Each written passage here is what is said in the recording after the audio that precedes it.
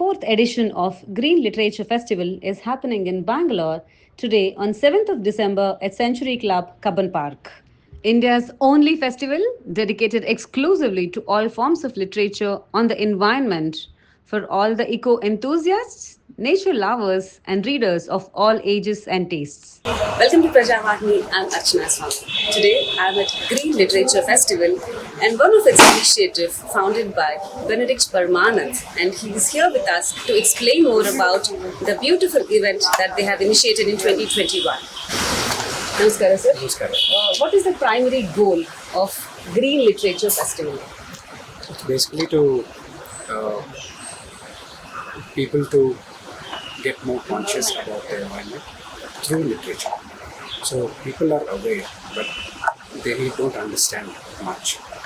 So our tagline is, if you read more, you will do more. Yeah. So we want to have more people read more, and so that they are well informed. They are informed citizens. Informed citizens are better at taking action in their communities, on themselves, and of course for the world. Today's world has not only accepted sustainability but as a part of their living and being has imbibed that into their culture. So in what way having a literature festival enables them to have that connect with environment a lot more? As I said before, learning and getting a good perspective on vital issues are important. You get that from books. And who writes books? The authors. And meeting the authors and meeting several authors at a point and building the conversation around themes helps in better understanding. So sustainability is a buzzword. But for it to become effective word, people can understand and better. So for that they need to read, they need to talk about it. That way it creates a good platform.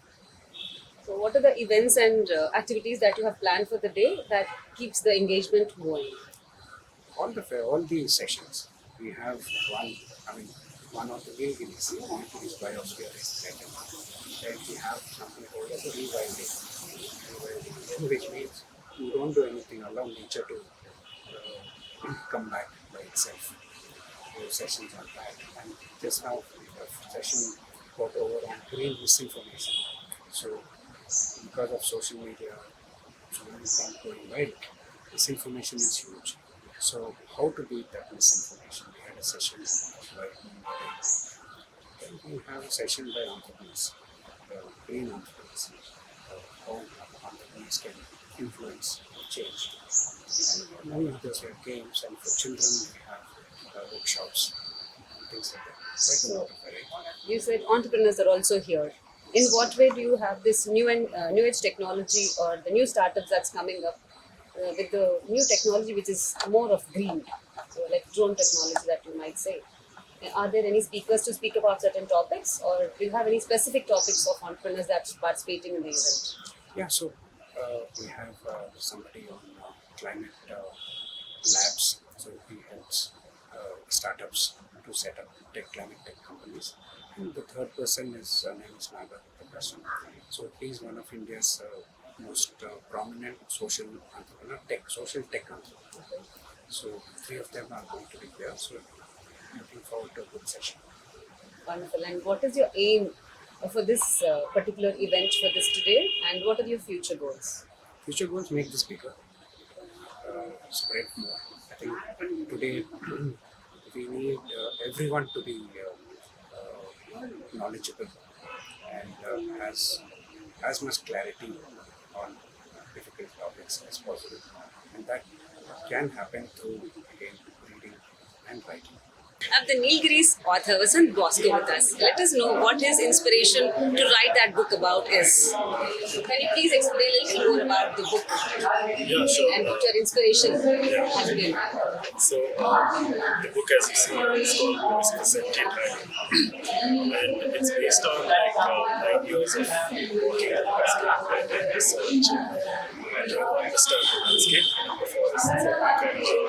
And initially, I just wanted to walk the land for the first 2 years and understand what remains and what features are there for the forests and for the ecology and for the people. And later, I started documenting it, and then it became like very large documentation. Then I felt that it's best that I share this also, and I started writing it. But then as I started writing it, I saw a narrative emerge, and then I came across some new findings which I wanted to communicate. So, in your journey of the past 9 years and living in the mountains, how have you seen the mountains change? And So I have myself lived there for about 12 years and I've seen a lot of changes. We also hear about much more changes for the last 40 years. So rapid urbanization is happening, road widening, and infrastructure is increasing a lot. Green spaces are getting spaces, and spaces. Climate is changing, microclimate is changing, temperatures are increasing. And then there are a lot of smaller, much more nuanced dynamics that are happening to forests and green spaces. so, what is your book exactly trying to address? Just the changes, or are you giving some solutions to the changes that's happening, which are not so acceptable changes? So yes, I am speaking a lot about the resilience of nature and what we can learn from nature and how we have to work with nature, and that most of the solutions are in nature.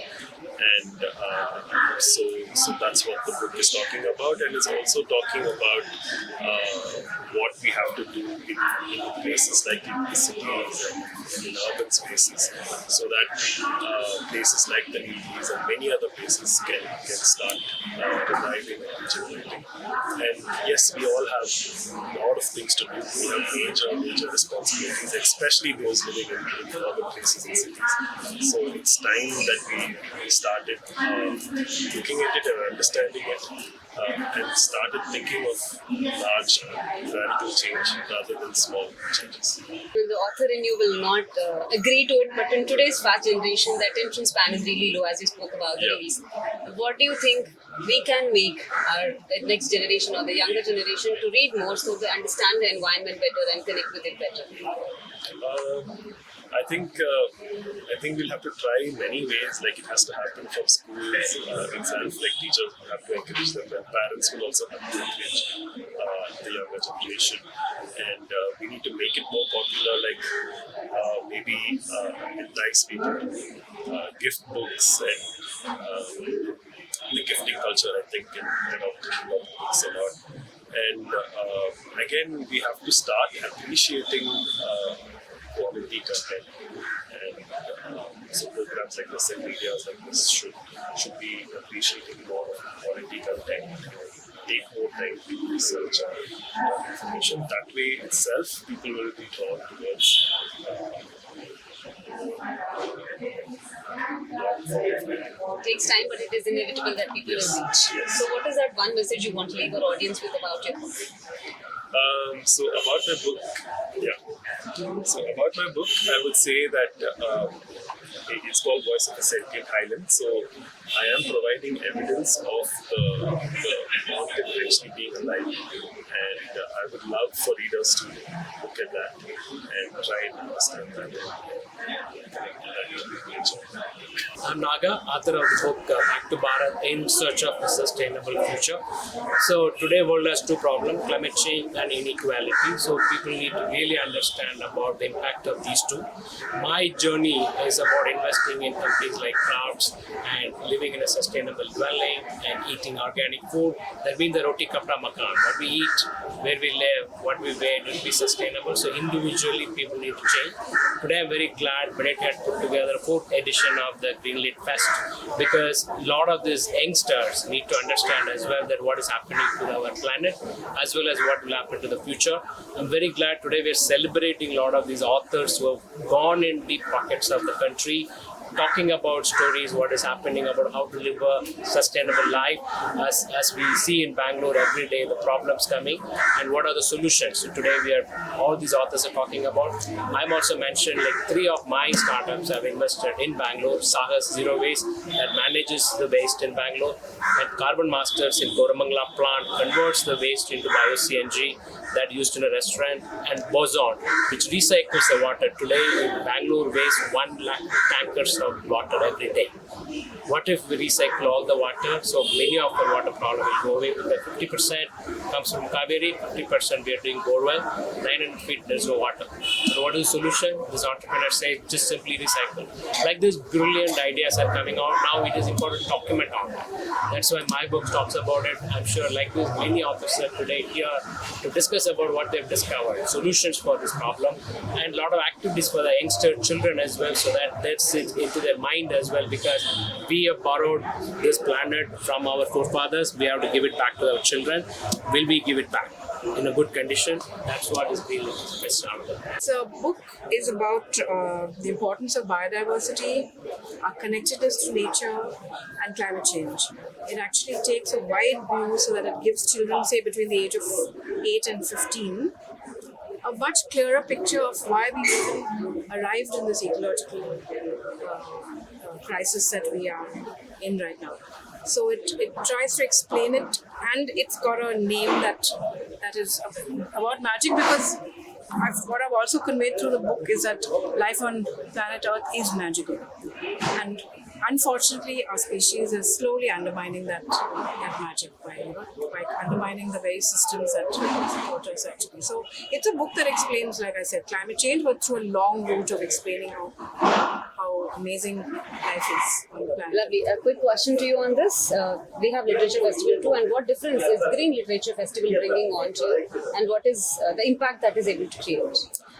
I think people who attend Green Literature Fest like this are interested in, are very invested in bringing about change, because I think we really need to change the way our civilization does things, and I think people who go here. So I actually am here. I just did a workshop with 50 teachers about how, and I think teachers are key to that change, because our education system needs to change.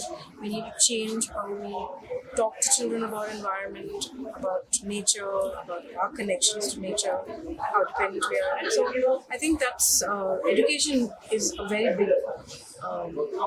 It's an extremely big key to making change, and that is what I want to engage with. What I've been trying to do, and I had a workshop, like I said, with teachers now. Just talking about the concepts in the book, but more than that too. It's amazing that we have something like the Green Literature Festival, where there are so many ideas, even just in this morning, that have come out, which are fantastic, which I feel should reach far more people. So I think one thing that I think in the future years, I'm hoping that this will become a bigger festival, so more people come, or in some way we reach beyond the people who are already primed to come to these festivals. So something that is more and beyond that. And I'm just honored to be even featured in the festival. It's great to hear other voices and to be a part of this community.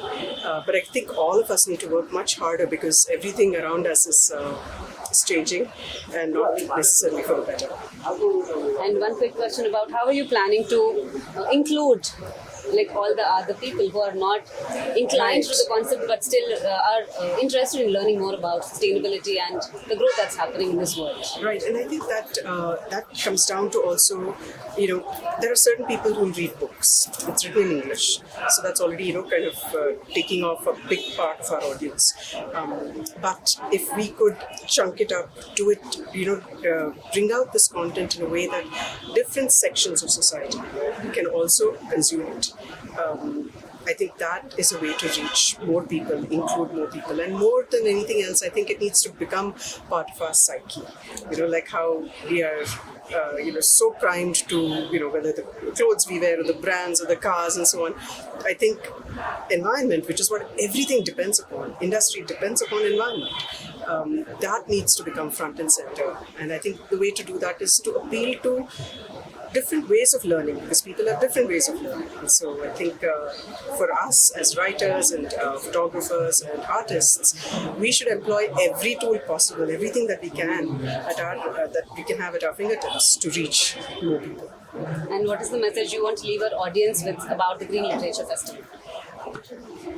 Please do come for it. It's a fabulous way and a great setting. It's a fabulous way to learn, especially youngsters. It will be so nice to see colleges or even this festival going to colleges, so that you get a lot of young minds primed for this information, which is so important. Hi, I'm Sashala Ashok. I'm a conservation storyteller. I'm at the Green Literature Festival and I'm very grateful to be a part of this festival. I see a good lineup, but I would love to see more. Green Literature Festival is something that we should be a part of because storytelling in environment news and conservation is in the need of the hour, with a lot of climate change issues that are happening, along with so many human-wildlife conflict and environmental issues. It's about time we learn how to tell these stories. And as a conservation storyteller, I've been doing just that, and it's great to see and network with a lot of people.